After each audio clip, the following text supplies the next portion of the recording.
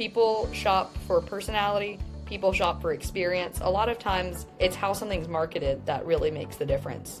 You can look at psychology and marketing. Any sort of business tips will tell you that if you market your product well, sometimes regardless of what it is, like if there's smart marketing, sometimes it'll just fly off the shelf. And so knowing that too, you need to find a balance between, okay, yeah, it might be a good product, but if you're not showing the love that goes into it and you're not appealing to customers and showing them how they can use it and how it'll improve their lives, like they're not going to buy it no matter how good it is. So you got to communicate the value.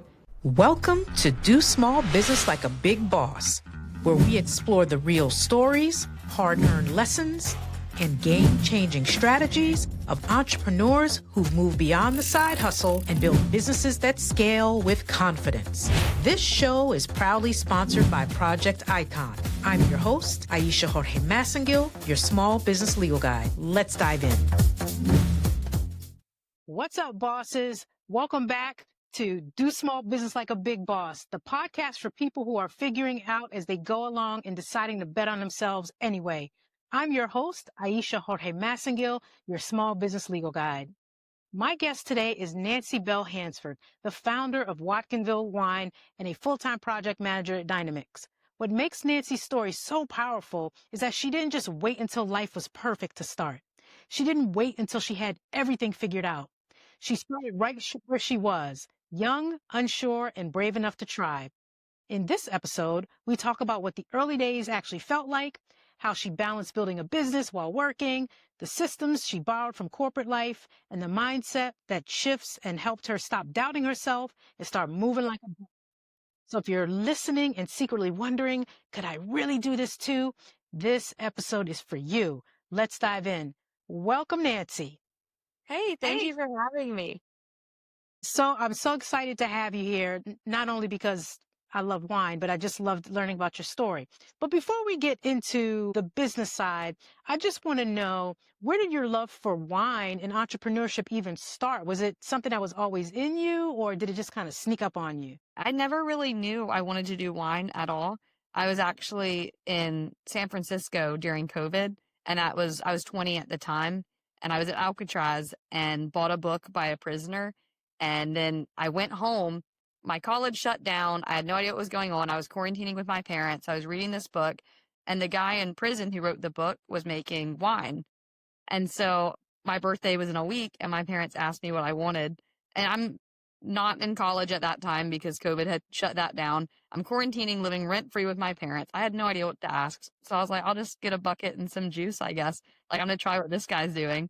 So I asked for a bucket and some juice thinking it would just entertain me. I wasn't really even thinking what I'd do with the wine. No one in my family really drinks, and I don't really drink that frequently either. So it was just something to do.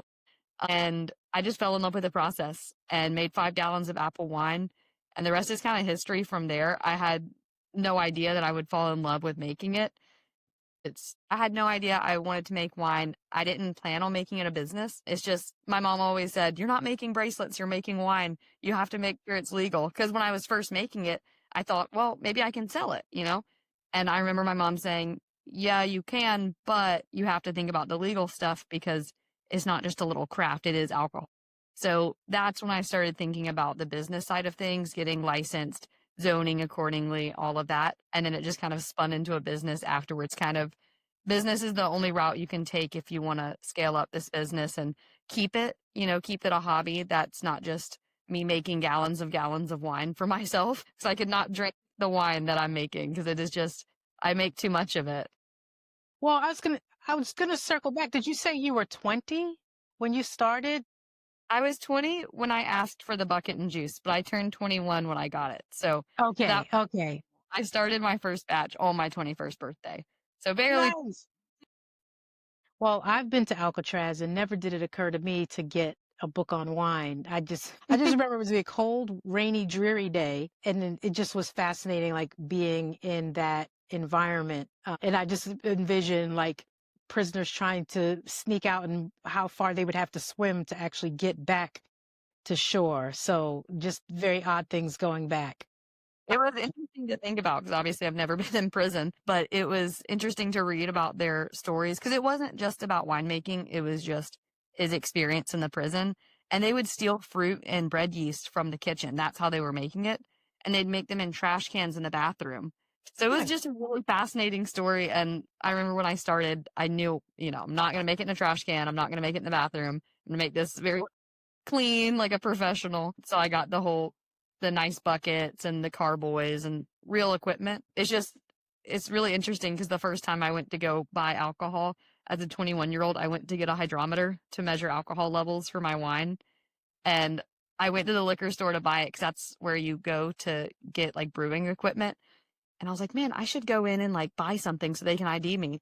So I bought, some random like a White Claw or something. In hindsight, I should have gotten something else, but I wanted them to ID me. And because I was buying the hydrometer, they didn't even question me. And I was like, my ID, don't you want to see it? I promise I'm 21. Yeah, we figured you're 21, you're buying a hydrometer. So it was a fun little adventure right at the start of COVID. But how did let's talk about, you just mentioned starting COVID. What inspired you? I mean, I hear you were in San Francisco and Alcatraz, but now we're in COVID. How do you take that leap and decide, hey, I'm going to do something with this wine stuff? So at that time, I was a senior in college. So I was making this wine, and for the first couple of months, I was just making it in my parents' house and just putting them in little jugs and keeping up with them in the house, not really sure what my plan would be.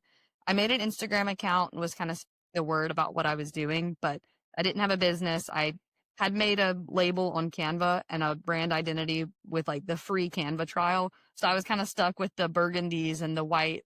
So I used free Canva and just created a little brand identity, got on Instagram and Facebook just to kind of promote, hey, I'm making wine, thinking that maybe I would need to sell it in the future and kind of just establish some sort of potential customer base. And at the time, it was honestly, the whole entire story is just a picture of God's timing because I could not even make this up if I had to.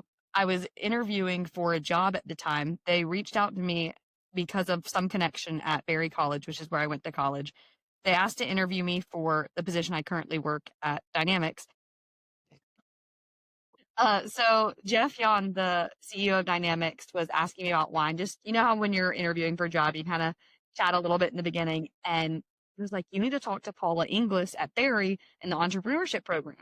I'm over here like in school for journalism. I have never set foot in a business school whatsoever. So I don't know who Paula is. I don't know what this entrepreneurship program is. So I find her email and I reach out to her and basically say, hey, I spoke to Jeff. He spoke super highly of you. Can you help me maybe start this business or at least give me some resources to learn? And she suggested that I do some pitch in her upper level entrepreneurship class. So I pitched my business idea, super rough. I didn't have a whole business. And so she asked me to pitch my business to her upper level entrepreneurship class. And I did, and I won some funds. And she was like, man, you actually have some potential. You should do the bigger pitch competition that's open to a lot more people. There's a huge panel of judges. It's streamed. There's potential for more money there. You should try it out. So I did that. There was 3 rounds of different interviews, questioning, presenting business plans, talking to advisors and stuff. Completely out of left field for me, coming from the communications department. And so I was learning about how to formulate a business plan and kind of think outside the box. And that's where I got really interested in entrepreneurship. I was like, this is really cool. Like I'm usually a pretty creative person, but I'd never had that kind of outlet, I guess. Like winemaking is a creative outlet, but this was kind of combining my technical intellectual skills with the creative side rather than just making wine freely in my parents' kitchen. This was like, okay, I need a standardized recipe. I need to have a business plan. I need to think about scaling up. I need to think about inventory. How am I going to promote this? It really put all my interests together and I loved it. So I made it through all of the rounds and then won the final, it was a $10,000 or $8,500 check for starting up this business. And I was like, man, it was 6,000, but with the first pitch, it ended up being 8,500. So it was exactly what I needed to start my business because that covers all of the costs for equipment, licensing, figuring out everything in the beginning and getting a good standard recipe in place.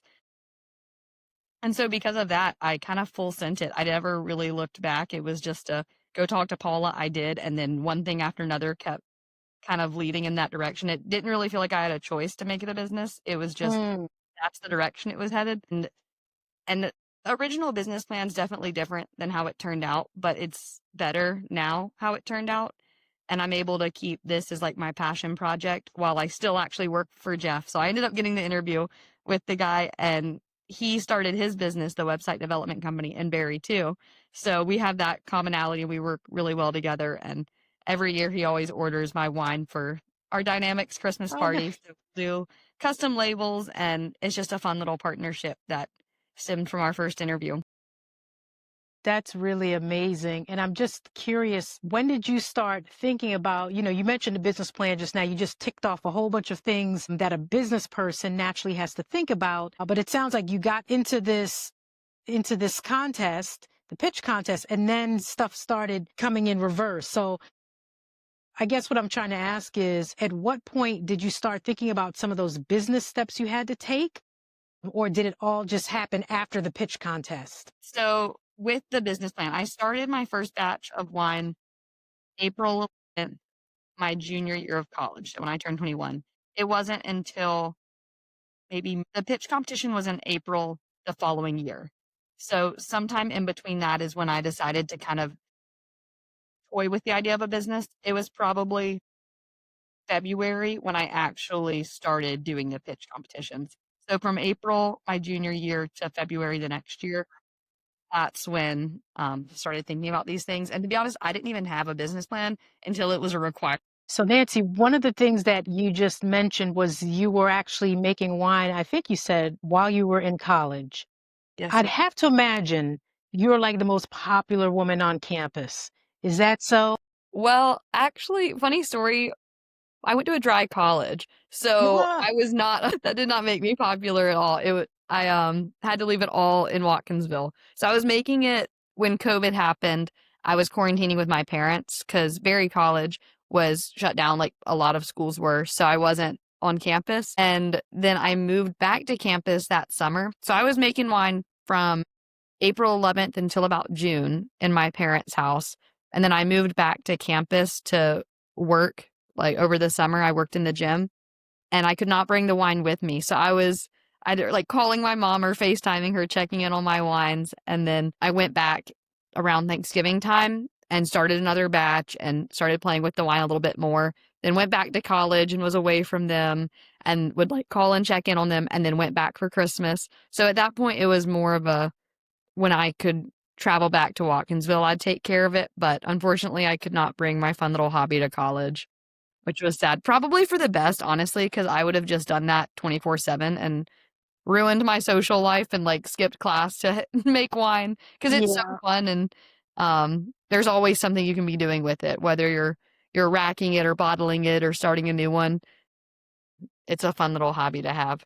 So, what makes it fun for you?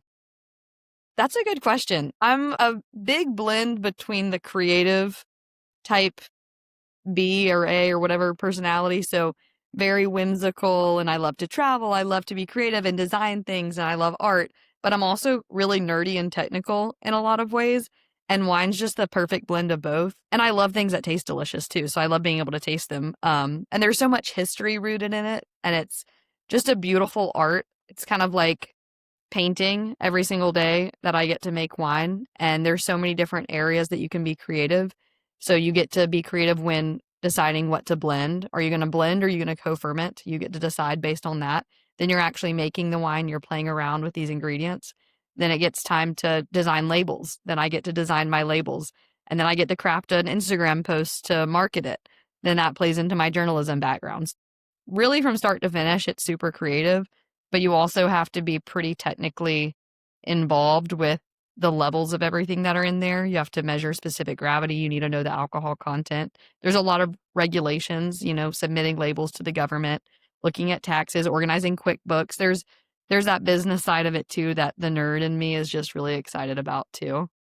And of course, all the reading and learning and traveling to see more about wine history in different countries and regions and tasting notes. I mean, it is a rabbit hole that you can go down forever. So, tell me about, how did you learn about the regulations and the different processes? I mean, because you talk about kind of operating out of two sides of your brain, the creative side, but for someone who had started so young, what was your approach to both? Well, I want to learn how to make this wine, and this part's really fun, but then there's also this formal stuff that I need to learn how to do. What was your approach to that? That's just an example of if you love something, you're gonna work hard to make it work. And Mm, sometimes you just have to suck it up and do the hard stuff. Not everything's easy. I would be lying to you if I said I enjoyed that, like the submitting labels every single time. I love making them, but sometimes the paperwork can get a little bit crazy and every year renewing and all of that. It was a huge learning curve for me. So I had no background in zoning ordinances. Obviously, I was a 21-year-old journalism student, so I didn't know anything about that. But I wanted to make this a business because I wanted to be able to fund my passion. And if that takes going and talking to zoning officers and learning the laws, I'm going to do it. So thankfully, my dad's a lawyer, which actually helped a lot. So I would like show him state code and all of that and be like, okay, what does this mean? Like, I don't understand what this stuff is saying. And he would talk to me about it. And thankfully, he's pretty connected. He has a lot of friends in Watkinsville too. And they were super helpful, like whether they be on the board of commission or on city council or something, that people just were very interested in what I was doing and wanted to help. And so when I realized I was going to have to get serious about this licensing in order to sell and make money for it that could fund it, I went and talked to different board of commissioner offices and city council members and zoning officials and asked them, okay, where can I produce? What are the legal restrictions for what I'm doing? How can I do this legally? And here are my goals. I want to manufacture and I want to sell. Those are two very different things, and you need to be zoned differently accordingly. And in doing so, I found out that Watkinsville is actually a dry city. So they were like, you can't even sell wine. And then wow. maybe I can go the county route.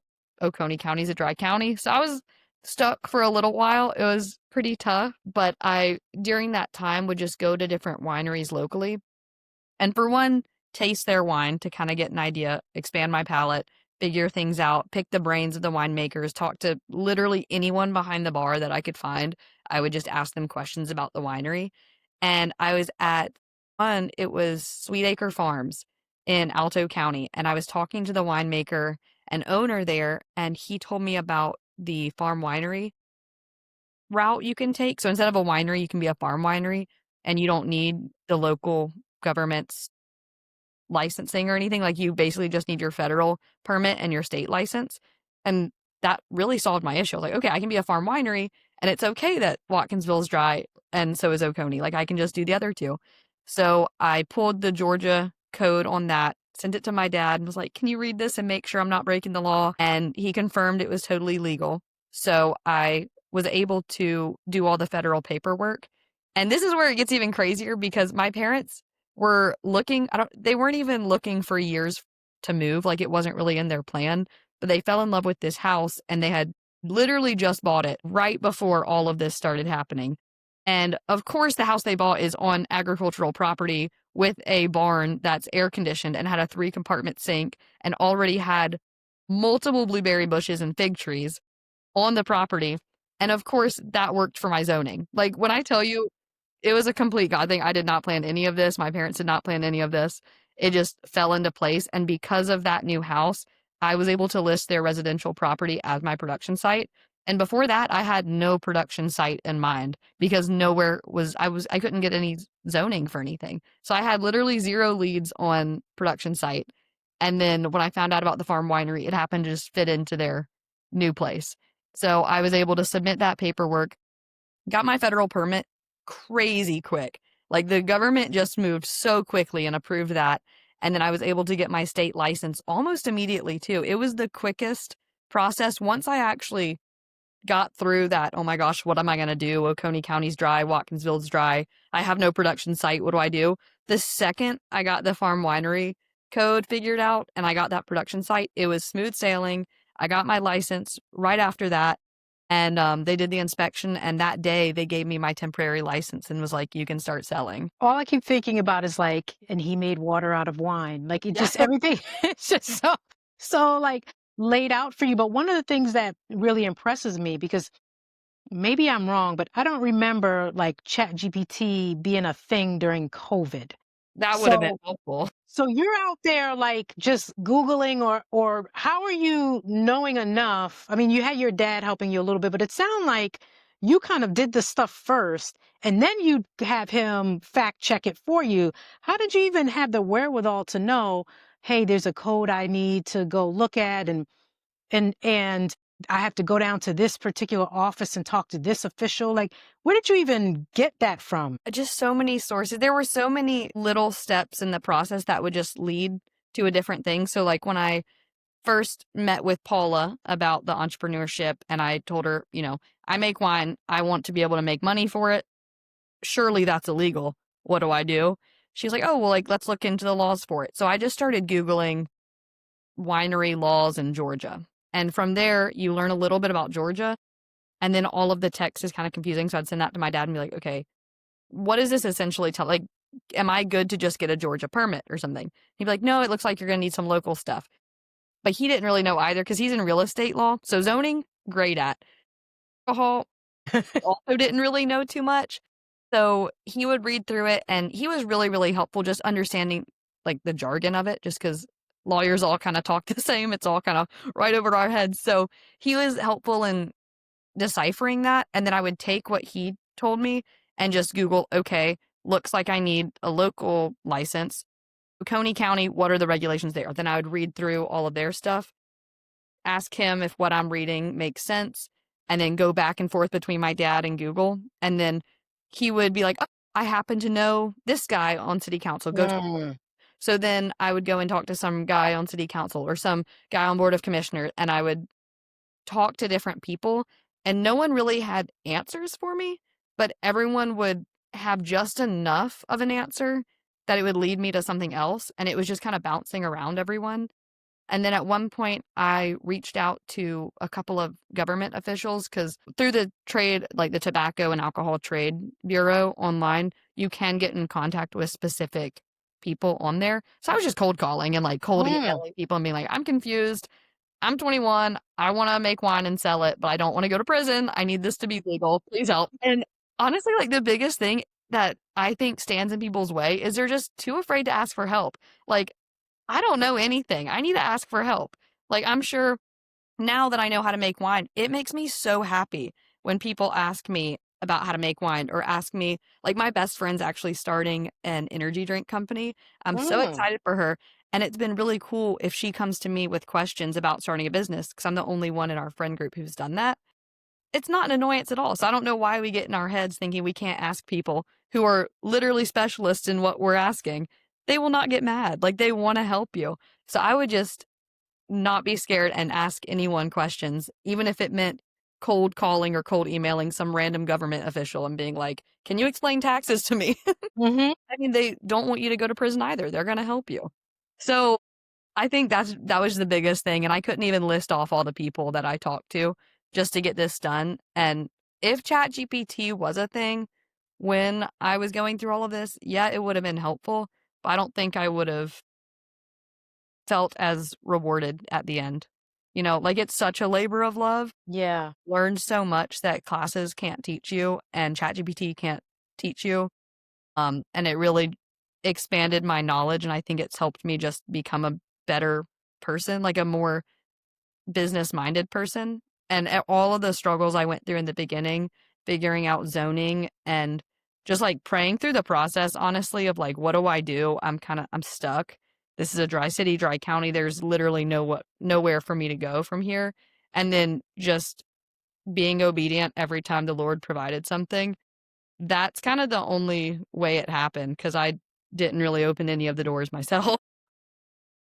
But you did in a sense because you weren't idle, right? And like people say like faith without works is dead. So it's like you had the faith that you had to cover, but you still actually put in the work. And so I think that was a reward. And then you trusted the information, but you verified it, right? So you were taking in all this information, but you verified to make sure that it was true. So there were just a lot of gems in there of just continuing also to talk to other humans and figure out that a lot of times I've been a lawyer for nearly 30 years. Like, I don't know all of it. And so you do have to ask for help. That's very, very important. There's a certain level of vulnerability that you have to just say, look, this is not my area, but I want to know better. So there's just so many lessons I hope that, my listeners pick up in what you're sharing. I'm fascinated by the label process. Can you tell me, like, what's the purpose of getting the label approved and what's that like? The purpose, I'm not 100% sure, other than the government asks for it and I just do it. But the process for that is I create my labels, so I'll design them. I actually just went through a rebrand because, like I said, I made all the labels just a free Canva template essentially when I was building the brand. And now it's been about 4 years. I'm ready to create more of my more mature label identity, I guess. So Hmm. I just designed them on Zazzle, which is a great label company that ships them to me super fast and they're water resistant and all of that. So I designed them, and at this point I've memorized what goes on the label, but in the beginning I was, going back on the government website. Okay, do I get all of this on there? You need your government warning, your alcohol percent, the bottling name, like who did it, where they did it, the flavor, or variety, if there's a specific location or appellation, you need all that. So there's a list of things that you have to put on there. So I design the label and then I go to my Tobacco and Alcohol Trade Bureau. So the TTB is the federal government part that regulates labels. So I would go in, create a new label, and submit screenshots of it, and then go through each section and basically just copy and paste what I have written on the label into little boxes for them, and then they review it internally and get back to me on whether or not they approve it. And reasons for them to not approve it can be as simple as government warning's not big enough. You forgot a Yeah. comma between these two words. Things like that, like really, really specific, but usually if you just fix those and stick with the checklist, you'll get it approved.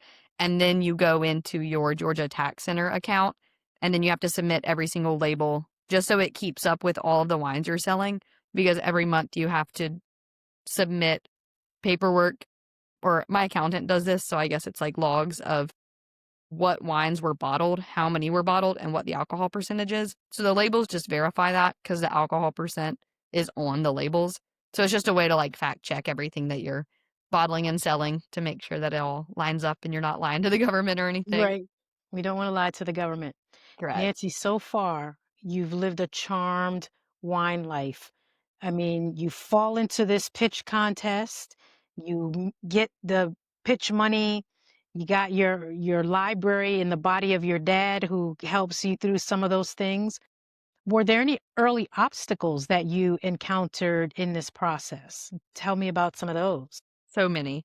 First of all, the first batch of wine I made wasn't even good. So I would Oh, say there's that that's part. probably an obstacle. It was apple wine and I was using Mott's apple juice. So I mean, my ingredients from the get-go weren't great, but it was a learning process. So I would say that was definitely, from a technical winemaking standpoint, just figuring out a recipe that worked would definitely be a challenge, because that one was just drinkable, but not something I would be proud of today. Hmm. Batch was better. Each one was a learning curve until I got to trying to make pineapple and grapefruit wine, thinking, oh man, these are some of my favorite fruits. It'll be great.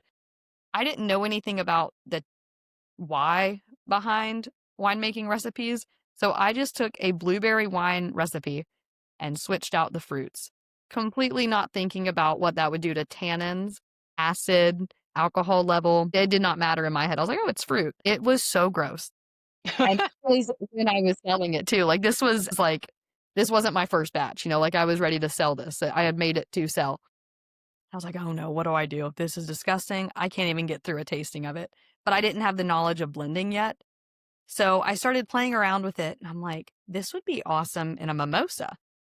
And it adds a little bit of alcohol. And because I'm not a huge orange juice in mimosas, I love Prosecco, I love a sparkling wine, but I hate the juicy taste of orange juice. So I usually go pretty light on the orange juice in a mimosa, but then you don't really get the flavor. If I could have like a low alcohol fruity wine to go with the orange juice and sparkling wine, that could be a fun little spritzer. Girls could go to brunch and have that. So I ended up just marketing the grapefruit and pineapple wine as a mimosa mix. People loved it. It Mm. ended up being a great success, and now people are still asking, like, if I can make mimosa mix again. Like, well, probably not just because I couldn't even make those wines if I had to again. That was 4 years ago. Yeah. But it was an interesting way of seeing, like, how you can turn a mistake into something good, and for the pineapple, like, half the batch went to mimosa mix, and the other half I turned into wine jelly. So I would use the pineapple wine and do, like, a habanero pepper jelly, and so the alcohol's cooked out, and it opened up a whole new market because I never wanna make people feel like they have to drink to feel included, or Mm. I don't wanna cut out a whole entire audience from my customer base. So the jelly, yeah, it's made with wine, but the alcohol's cooked out, so anyone can buy it, and it's been really popular for gifts, and especially around Christmas time, people love to do jellies as gifts. My dad likes it on a PB&J. I mean, you can do it Wow. anyway. My mom actually took one of the blackberry jams and made, like, a pork rub. She, like, marinated it and did a crock pot recipe with the jam, so Wow. I call her my jelly queen. I'm the wine girl, she's the jelly queen because she actually makes all the jelly. I live in an apartment, she's got a full house kitchen, and she is very good at the jelly, so now I just give her the first few batches, I would be more involved with the jelly, but now I just get those little wine jars to her, and she turns them into jelly that everyone loves, so, Nice. get a shout out on this podcast. Thanks, Mom. So you just triggered for me big thing marketing, which you talked a little bit about in terms of Instagram, but I'm curious about how you market your wine, but also distribution. What was the process for, how you first started? I'm sure just sharing with family and friends to like actually distributing it like a mature organization. Yeah. So then you have to get a separate license for that. So you have to get a distribution license, which sounds like more work than it is because it is so much work just to get your alcohol license. And you have to get all of these different papers of these things I'd never even heard of. I needed power of attorney, I needed zoning, I need like diagrams of my production site with dimensions. Like the list goes on and on for what I had to submit for the license. But thankfully, the distribution license is basically just copy and pasting all of that into a new application. So it took no time at all. And I had built some rapport with the Georgia representative, and she was so helpful. So I would just email her and be like, okay, is this good? Is this good? What else do I need? And she would tell me. And I pretty quickly got my distribution license. And that made me my own distributor so I could sell directly to customers. And that's primarily what I did in the beginning. It was as simple as someone Instagram DMing me, Facebook messaging me, calling, texting. I had a couple of people email me, which felt really professional, calling me, like any way that someone wants to get in touch with me. I would just go into QuickBooks, make an invoice, and then I would be able to distribute to them. So either deliver it to their house or they could meet me at my place and just pick it up. But that got very busy very quickly Mm. because 5 gallons of wine is about 24 bottles.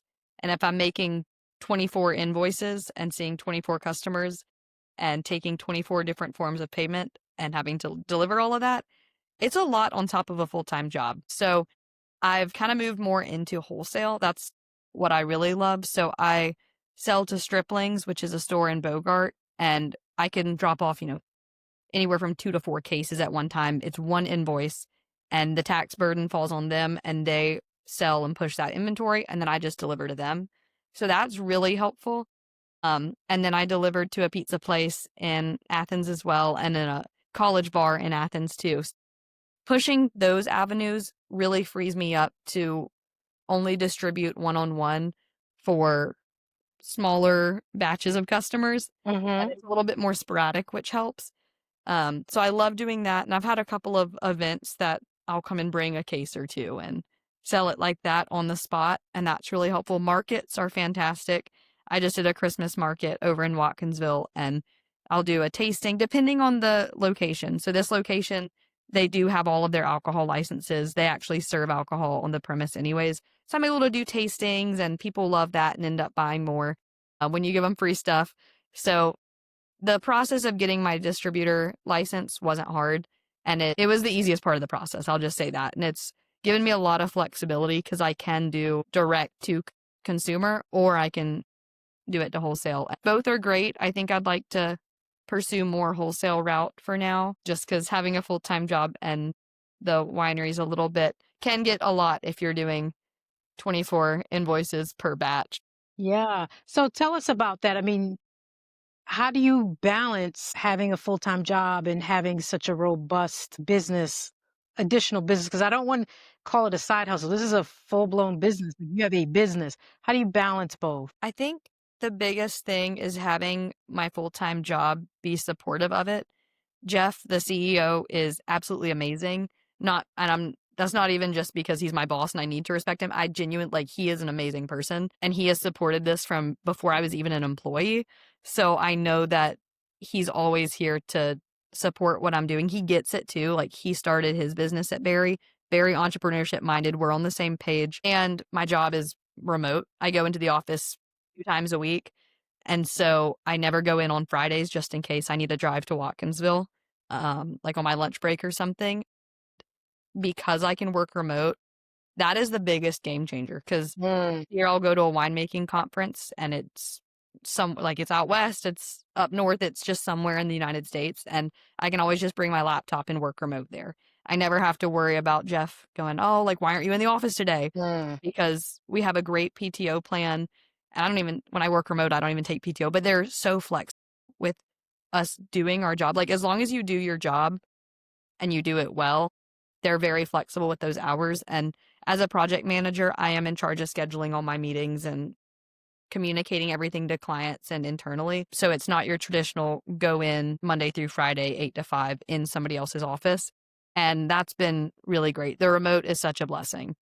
I honestly just feel very lucky to work at Dynamics. It's a really, really great work environment. Again, with the charmed life. But I have to wonder when you are tired or overwhelmed, how do you decide dynamics gets my energy today, my wine business gets my energy today, or I need to sit down today? How do you decide that? At the end of the day, Dynamics pays my bills. So if I have to choose between, I'm bottling wine today or I'm doing my job, I would be homeless without Dynamics. So they do get my priority. Watkinsville Wine, it is a full-time business. It's a 24/7, 365 business, and it is my passion. But I very intentionally separated the cash flow. I don't pay myself. I don't have payroll. I'm my only employee, which, side note, the reason I originally didn't do that was you have to pay QuickBooks in order to set up payroll. And that sounded crazy to pay someone else just to pay myself. So just being cheap, I was like, I'm not doing that. But now I really like that I don't, because all of the money that I make from wine just funnels into the business.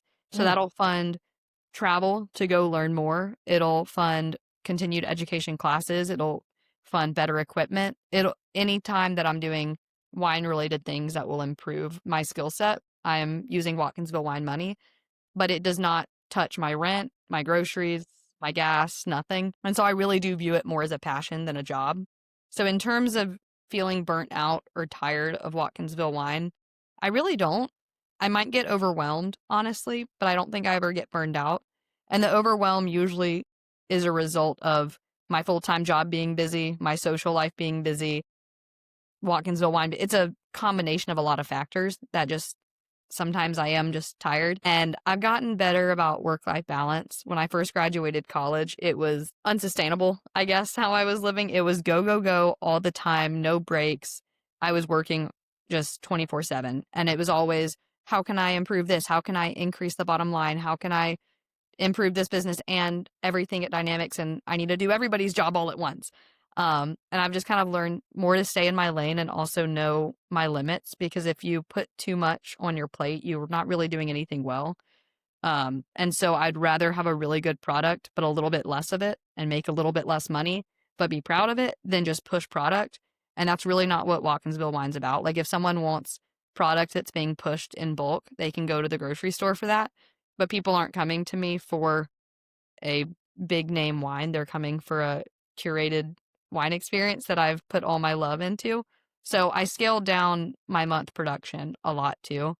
And I think one thing that's really helped is I'll go down to Watkinsville once or twice a month rather than every weekend or every other mm. weekend, just because that is a 1.5 to 2 hour drive. And that adds a lot of stress when you're having to pack up and go for a couple of days. And so being able to put some boundaries on that a little bit, just so I can breathe a little bit more. And instead of being gone for the entire weekend, I'll just go down Friday on my lunch break and I'll be back Sunday before church.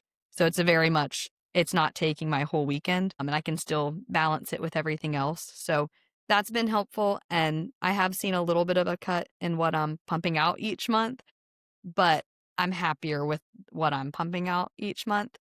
And I think at the end of the day, my customers probably are too, because I'm very proud of the product now. Mm. I was proud of it at the beginning, but it was still something I was learning about. I Mm-hmm. feel like I found my rhythm more so, and I'm just confident that it'll hopefully only get better as I learn more and just have more experience with it too.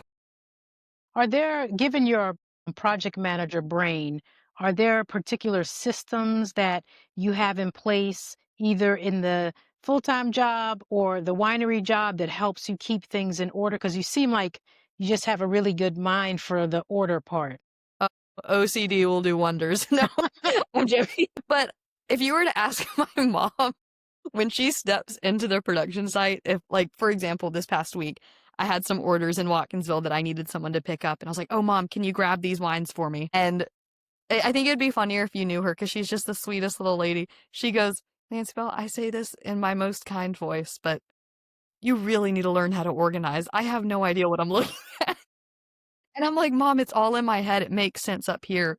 And she's Yeah. like, right, but I'm over here trying to grab these wines for you and I don't know what I'm looking just because I have this big spreadsheet and I keep up with everything and it makes so much sense in my head.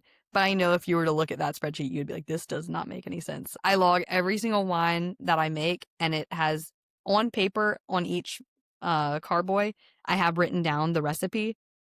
And sometimes I'm just in a hurry or forget to write on there, but I always update it on my spreadsheet. So even there's a little bit of discrepancy there, but it helps that there's no employees. Mm. So I'm the only one that like has to know everything about everything. And so just because I don't write it down on this piece of paper, I might have it up here and be able to write Mhm. it. And I have really good recall when it comes to it. So I keep up with everything just on a spreadsheet. And that's recipe, that's specific gravity, that's how many bottles bottled. I highlight based on when I want to bottle it, when I need to rack it. I plan out all my weekends accordingly, but I don't use any systems like, I don't even know, like Trello or Mm. Salesforce. I don't use any sort of third party anything. I just do everything pen and paper. I'm very old fashioned with it. I like pen Okay. and paper and I like my spreadsheet. I don't want any systems that I have to go to some third party for. I don't want to use the internet. I just Yeah. want to I just want to write it down. A Google Doc maybe. But I think it would change if I had employees for sure. Yeah. But Yeah. for what I have and just doing it in my head, uh, I don't know. I don't have too many systems in place. I just try Okay. to get it done, keep it in my spreadsheet, keep things written down. I do keep all my social media stuff as drafts and I draft those throughout the week and push those. But I think I'm just naturally a very task oriented person. So the project management comes naturally to me. And Yeah. the company I work for, we actually don't use any third party systems either. So it works really well in both ways. They're a very niche company. They actually Mhm. built their own CRM. So we use our own Mm. internal platform for it. They're very Okay. smart. They're very good developers. So they built our CRM and CMS. So everything's done internally. And that's my only job experience outside of college. I got hired the month after I graduated. So it's not like I have some other company to compare it to. Mhm. So yeah. Wow. So, given all that, because you talked a little bit about the wine maybe in the beginning, not as good as wine now, what does success actually look like for you now? And has the version of success changed for you since you started? I think the version of success has always been the same for me. The whole purpose of Watkinsville Wine is making wine and sharing it.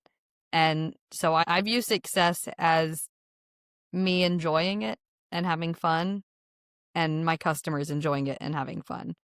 I think it would be a failure if I felt burned out and no longer loved what I did. At that moment, I don't think I would be succeeding, even if I was making a lot of money.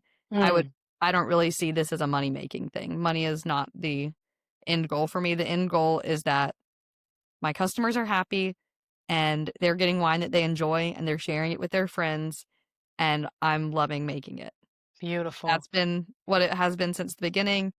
that's what it's going to be in the end. I don't plan on retiring from this because in my head, it's not a job. The moment it becomes a job, I think I'm going to have to go back to the drawing board and think about what I'm doing because Okay. it's a passion, not a job. Love it. A couple more questions and get you out of here. When you hear the phrase, do small business like a big boss, what does that mean to you? I think it is confidence and being a big boss, seeing your small business as something bigger than it is. I think that's how you're going to succeed.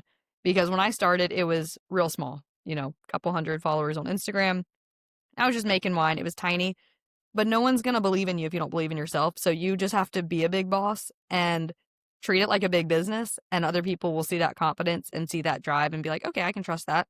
And that's how you build credibility. Like you have to start from the ground up and no one's going to buy into a tiny little company where the boss doesn't have any confidence in its products. If you don't have confidence in your products, get confident in your products, like improve your product so that you can be confident in it and then people will buy it.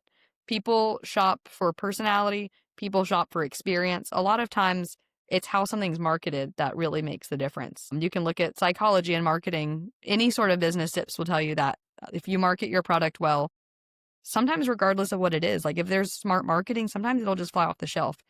And so knowing that too, you need to find a balance between, okay, yeah, it might be a good product, but if you're not showing the love that goes into it and you're not appealing to customers and showing them how they can use it and how it'll improve their lives, like they're not going to buy it no matter how good it is. So you got to communicate the value. And I think that takes a big personality sometimes. And you just have to step out of your comfort zone. It goes back to don't be afraid to ask questions. Don't be afraid Hmm. post on Instagram. Yeah, I probably did look stupid posting to 5 followers a glass of wine, being like, wow, I love my strawberry wine tonight or whatever. Like those 5 followers didn't care. 0 likes. I don't care. You have to start somewhere. Just Yes. do not be afraid to look stupid because to this day, like even with way more followers, I might post something. I'm like, oh, no one cares about that, but I care about it. And I'm going to post it because what if one person likes that? You know, Hmm. what if one person cares about my experience visiting Sauternes and wants to learn about Botrytis infected grapes? Most people won't, but those very few people will enjoy it. And you can't just forget about them. Like every single customer matters. Absolutely. Okay. Where can people connect with you and continue to follow you on your journey? Instagram's the best. As a 26-year-old, I do love Instagram, but I also have Facebook. Those are the 2 primary ones. I have business cards. I give out my phone number and my email, but I think the simplest for over a podcast would just be Instagram and Facebook. It's Watkinsville Wine, no spaces, all lowercase. And I can send it to you too if you want to, I don't know. Yeah, so we'll put it in the show notes. Perfect. So if people follow me, they can comment on pictures. I've had people comment what they want to order. You can DM me. I check those. Any way to get in touch, and I'll be responsive and set up a time to meet and distribute or give you directions on how you can order it somewhere else. That's great. Well, Nancy, you have been amazing. Your journey has just been so fascinating and just appreciate your time and sharing your talents with us. And for the listeners out there, you know, build a dream messy, build it scared, just don't build it small. If this episode helped you at all, download it, subscribe, or share it with another future boss. I'll see you on the next episode. Thank you. Thank you.